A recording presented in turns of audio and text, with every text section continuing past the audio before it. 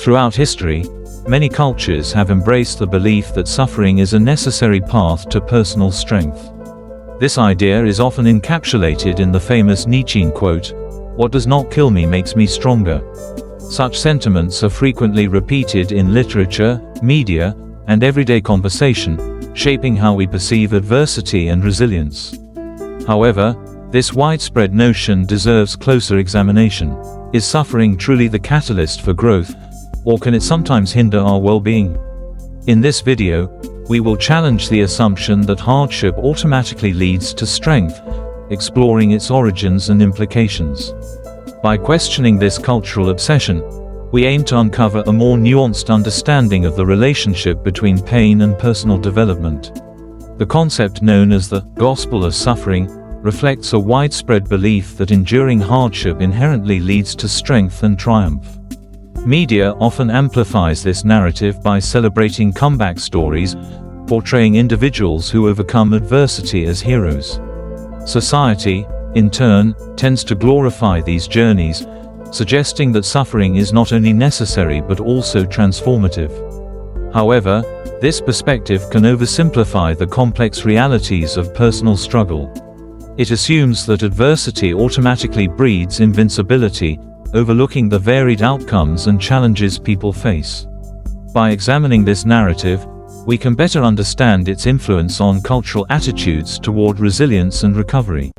The survivor's limp analogy offers a powerful perspective on the aftermath of trauma. Rather than emerging stronger, those who endure traumatic experiences frequently carry enduring psychological and physical scars. These marks are not badges of resilience, but reminders of the pain and challenges faced. Much like a limp that remains after a physical injury, the effects of trauma can persist long after the event itself. Survivors may navigate life differently, adapting to these lasting impacts. This analogy helps us recognize that survival often comes at a cost, and healing is a complex, ongoing process. Often, the ways we adapt to injury or trauma are misinterpreted as signs of strength. These compensations may help us cope in the short term, but they can mask underlying wounds that remain unhealed. Over time, unresolved pain can limit both our emotional and physical flexibility, making it harder to fully engage with life. Instead of building resilience, these adaptations may reinforce patterns that keep us stuck. Recognizing the difference between true strength and mere compensation is essential for genuine healing. Only by addressing our wounds directly can we restore our full range of motion and emotional well-being. Societal expectations often dictate a narrow path for healing, suggesting that recovery from trauma should follow a predictable and timely process. This pressure can create a sense of shame for individuals who continue to struggle with the lasting effects of their experiences. When healing does not align with these expectations, people may feel isolated or judged, as if their progress is inadequate. The stigma surrounding prolonged recovery can discourage open conversations and support, making it harder for those affected to seek help. It is important to recognize that healing is a deeply personal journey, and there is no universal timeline or method that fits everyone. By challenging these societal norms, we can foster greater empathy and understanding for those living with the enduring impact of trauma. The idea that the mind functions like a muscle, growing stronger through repeated stress, is a common misconception. Unlike physical muscles, which adapt and strengthen with controlled exercise, psychological stress does not inherently build resilience. Instead, frequent exposure to stress can lead to mental fatigue, emotional exhaustion, and increased vulnerability to future challenges. Rather than toughening the mind, chronic stress often erodes our capacity to cope, making us more brittle and less adaptable. True resilience is cultivated through recovery, support, and healthy coping strategies, not by enduring relentless pressure. Understanding this distinction is crucial for promoting mental well-being and preventing burnout. Consider the simple act of bending a paperclip back and forth. Each time the metal is flexed, it becomes weaker, not stronger. Eventually, the paperclip snaps, a result of accumulated stress known as metal fatigue. This analogy helps us understand how trauma affects people. Rather than building resilience, repeated exposure to traumatic events can gradually wear down a person's ability to cope. Just as the paperclip cannot become tougher by being bent repeatedly, individuals may accumulate invisible damage over time. This perspective challenges the common belief that adversity always leads to strength, highlighting the importance of recognizing and addressing the cumulative effects of trauma. The concept of the trauma tax refers to the cumulative toll that hardships and adverse experiences take on our emotional and neurological well-being. Each difficult event we encounter subtly drains our inner reserves, making it harder to cope with future challenges. Over time, these repeated withdrawals can impact our resilience, emotional stability, and even cognitive functioning. The effects may not be immediately visible, but they can manifest in increased stress, fatigue, and difficulty managing emotions. Understanding the trauma tax helps us recognize the importance of self-care and recovery after facing adversity, as well as the need for compassion towards ourselves and others who carry these unseen burdens. When individuals experience repeated trauma and adversity, the cumulative impact often leads to a gradual depletion of emotional and psychological resources. Rather than fostering growth or resilience, these ongoing challenges can erode a person's sense of safety, trust, and well-being. Over time, the stress from persistent hardship may result in feelings of exhaustion, hopelessness, and diminished capacity to cope. This process can affect relationships, work, and overall quality of life.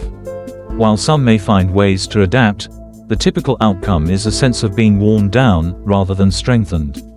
Understanding this pattern is crucial for providing effective support and intervention. Suffering is often romanticized as a source of strength, but this perspective deserves scrutiny. By reframing suffering as toxic lead, we recognize that pain itself holds no intrinsic value. Enduring hardship does not automatically result in growth or resilience. Survival alone is not proof of transformation. Instead, suffering can leave lasting scars and burdens that hinder rather than help. Challenging the notion that adversity is inherently empowering allows us to seek healthier ways to heal and progress. True strength comes not from the presence of suffering, but from how we choose to respond and recover. Psychological alchemy refers to the profound transformation that occurs within the mind and spirit. Unlike passive growth, true strength is forged through a deliberate and often demanding journey of healing. This process requires significant emotional and mental resources, as individuals confront and work through their inner challenges. Through facing adversity and embracing change, one gradually transforms pain and vulnerability into resilience and wisdom. Psychological alchemy highlights that genuine strength is not innate, but cultivated through persistent effort and self-reflection. In this way, healing becomes both the crucible and the catalyst for personal empowerment. True healing requires more than just time or positive thinking. It depends on three essential tools: safety, resources, and meaning-making. Safety provides a foundation where individuals feel protected and supported, allowing vulnerability and growth. Resources, whether emotional, social, or practical, offer the necessary support to navigate challenges. Meaning-making helps people understand and integrate their experiences, fostering resilience. Yet, these crucial elements are often overlooked by cultural platitudes that promote quick fixes or superficial optimism. By ignoring the deeper needs for safety, support, and understanding, such messages can inadvertently hinder genuine recovery. Most people grow up without ever learning how to truly heal from emotional or psychological wounds. This lack of education is not accidental. It stems from societal norms that prioritize productivity and avoidance over self-reflection and recovery. As a result, individuals often develop coping mechanisms that merely mask their pain, rather than address its root causes. These patterns of compensation can manifest as unhealthy relationships, chronic stress, or even physical ailments. Without guidance or tools for genuine healing, the cycle continues, passing unresolved pain from one generation to the next.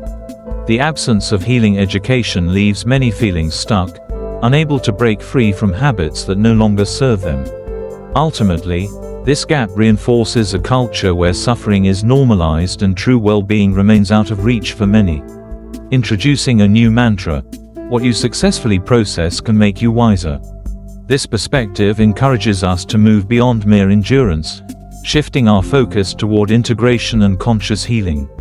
Rather than simply surviving challenges, we are invited to actively engage with our experiences, reflect on them, and allow them to contribute to our personal growth. Embracing this approach means recognizing the value in understanding and assimilating what happens to us, rather than pushing through without reflection. By doing so, we foster resilience and wisdom, transforming difficulties into opportunities for deeper self-awareness and lasting change. In closing, it is important to recognize that the path of martyrdom often leads to cycles of suffering and self-sacrifice. Rather than accepting pain as a permanent state, viewers are encouraged to adopt the mindset of an alchemist, someone who actively transforms adversity into growth. Through intentional healing and integration, pain can become a catalyst for personal evolution. By embracing this role, individuals move beyond victimhood and into a space of empowerment, where challenges are met with resilience and purpose. This approach fosters deeper self-understanding and opens the door to lasting change.